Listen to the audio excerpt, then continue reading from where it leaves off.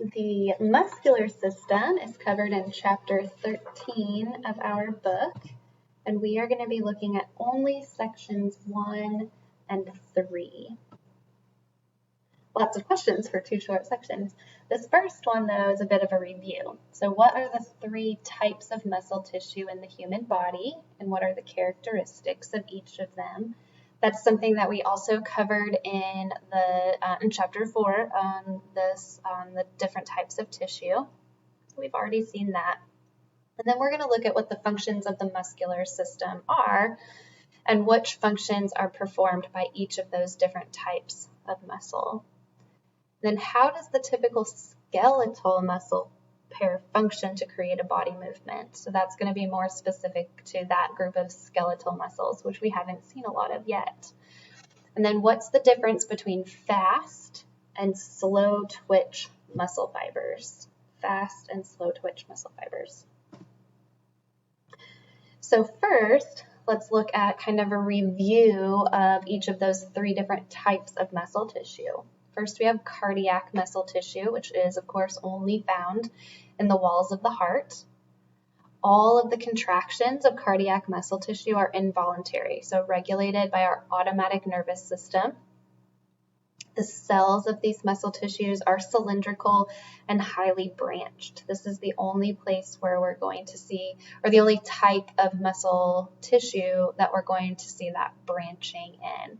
So if you were to be shown a slide or an image on a quiz or test, hint, hint, hint, and you saw branching, then you should know cardiac muscle tissue. But even with that branching, we're still going to see striations present, which is those layers of those proteins actin and myosin. Striations that when it's stained, it's that alternating light and dark peak because of the different protein layers of actin and myosin. Smooth muscle tissue. We have seen a couple of examples of smooth muscle tissue most recently in the ureters of the urinary system, allowing for that peristaltic muscle contraction. Also throughout the digestive system, again for that same reason, allowing for peristaltic muscle movement of substances through the body. So that's why we're going to find these largely in the walls of our internal organs. Again, just like our cardiac muscle, the contractions of smooth muscles are involuntary, but unlike cardiac muscle tissue, smooth muscle has no striations.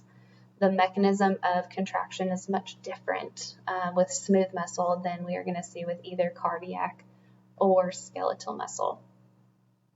The muscle fibers or the cells are kind of long and squished together, and they're not going to be connected end to end like we're going to see in both the cardiac and the skeletal tissue.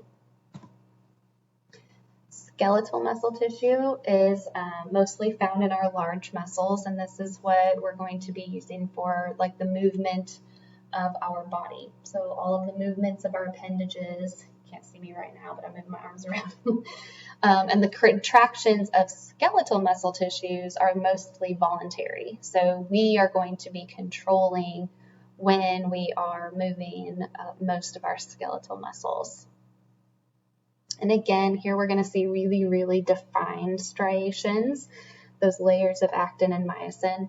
And one of the really interesting things about skeletal muscle tissue is that even though they're cylindrical, like to create these fibers, they're going to lose the plasma membranes on the ends of their cells, and they're basically going to become one long cylinder, which means they become multinucleate, having more than one nucleus floating around in that same area.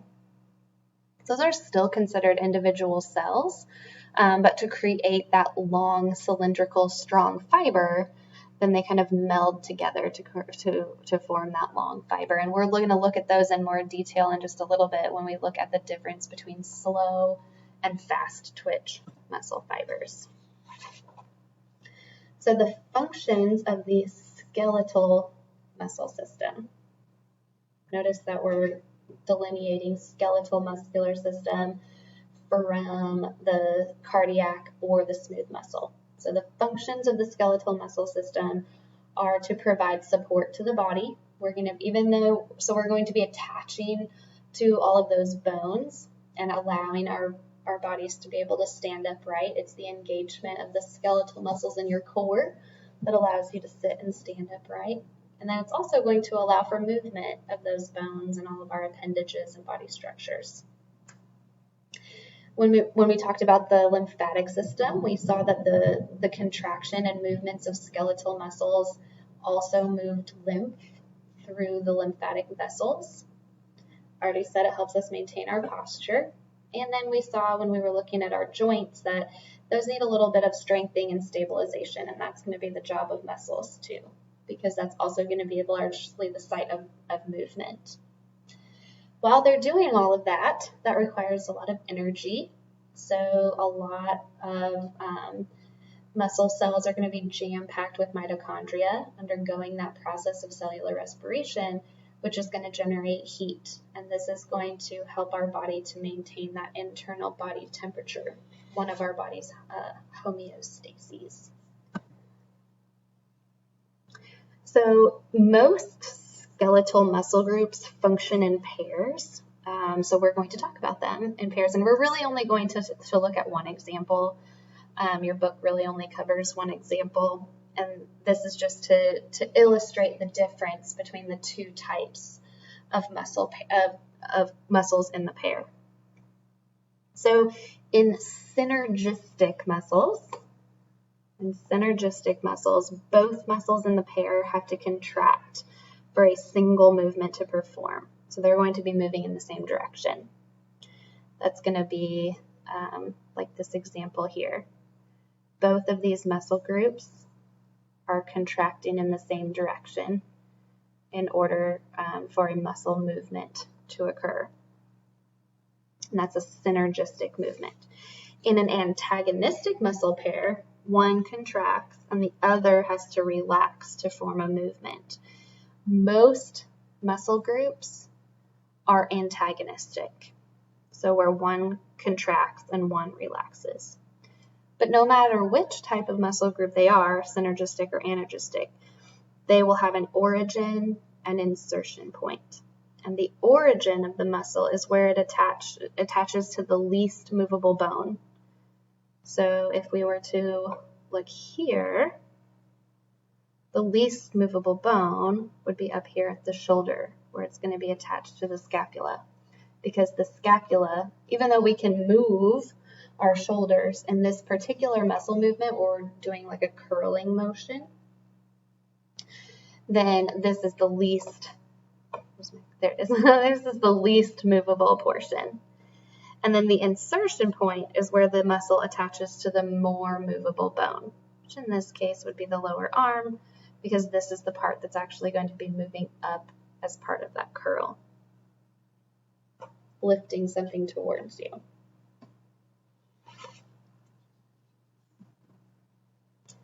Okay, so individual skeletal muscles, the cells come in two different types. They can be either slow twitch or fast twitch. Slow twitch cells contract more slowly when they're stimulated, but they're more enduring than fast twitch cells. So slow twitch cells contract slowly, slow twitch, right? But they're better for endurance. These cells are very dark red because they're packed with a substance called myoglobin, which carries oxygen and have lots of mitochondria to allow for fast ATP production. And that's what gives it their endurance. Being packed with all those extra mitochondria allows it to make ATP more quickly and sustain itself longer. Fast twitch cells contract really rapidly, very fast and powerfully, but with less endurance than slow twitch cells. Fast twitch cells have a specialized enzyme that split ATP bound to the protein myosin more quickly, giving them that greater burst of energy. So that's what enables them to contract much more quickly, but they lose their endurance at a faster rate than slow twitch cells.